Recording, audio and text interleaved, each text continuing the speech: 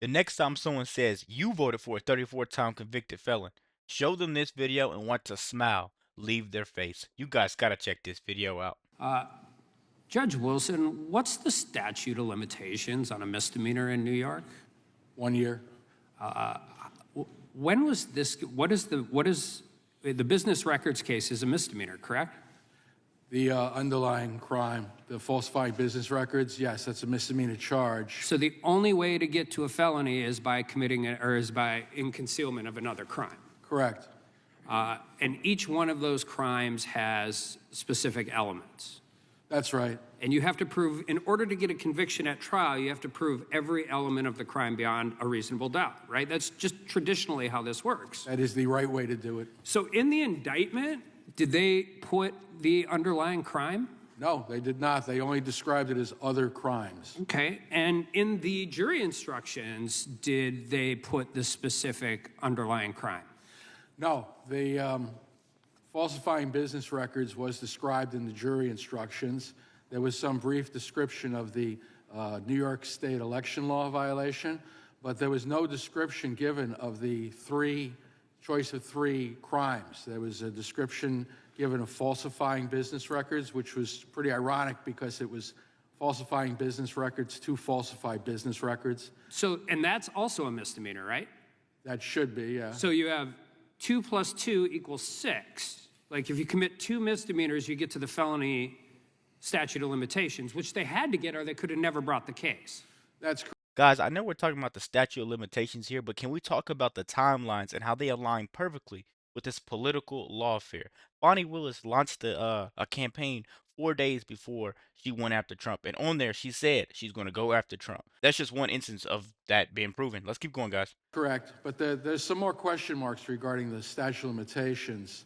It's not cut and dry because the time that Donald Trump spent out of New York could be used to toll the statute of limitations. That was the ruling in the Court of Appeals Harvey Weinstein case. He argued that the time that he spent out of California should not have tolled it, out of New York, that is, in California, should not have tolled the time limitations, but the Court of Appeals ruled against him on that issue. So that's, I think, how they get around the statute of limitations problem in this case. So was the election law case a federal election law or state election law underlying crime? Seemed like it was charged as both. When we got to the jury instructions, there's a violation of New York election law charged, but then there's one among the 3 charges underlying is an unspecified violation of federal election law. And then the third one was tax violation, right? Also unspecified. So all 3 of those underlying crimes have significantly different elements of the crime. That is correct. Were any of the elements of those crimes listed? No, not at all. So, this is important, and it might not be as robust or anything, but when you defend a client in court, if you don't know what the elements of the crime you're defending, how do you mount a defense? You can't. That's the very issue of fundamental fairness that I referenced. You, as a defendant, are entitled to know what the charges are against you so that you can defend against those charges.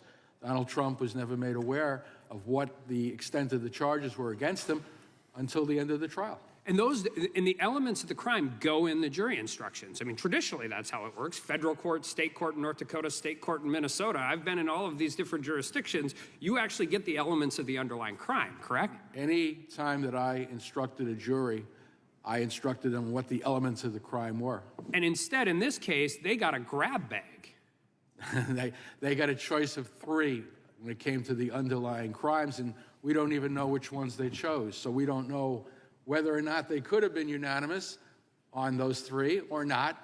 That's another failing of the jury instruction. So not only did we have not the elements of the crime, but we had 3 different crimes with 3 vastly different elements of the crimes. All unspecified. None of them in the indictment.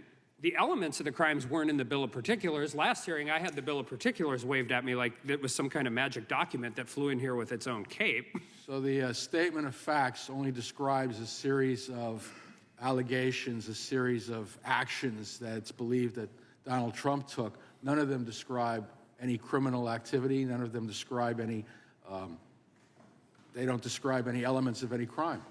And that's why you believe as do I, that when this goes on appeal, there's going to be significant legal issues to argue that the jury never actually got them put in front of them. I have very little doubt that this matter will be reversed on appeal and based upon these issues. Because I've Man, I'm telling you guys, this just shows you that this was all a scam from the very beginning. You know, Alvin Bragg, he had someone working with him. He brought on to the Trump case that worked for the Biden Harris Justice Department. You could search all this up.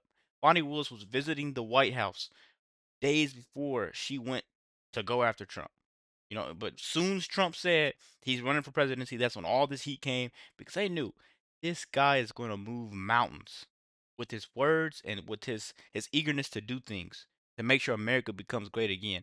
I'm happy he's draining the swamp, and I'm happy you guys are here supporting my videos. I'm happy you guys are in the comment section. Just let me know what you think about the video. Be sure to like, comment, subscribe if you're new, and as always, let me know what you react to. Out.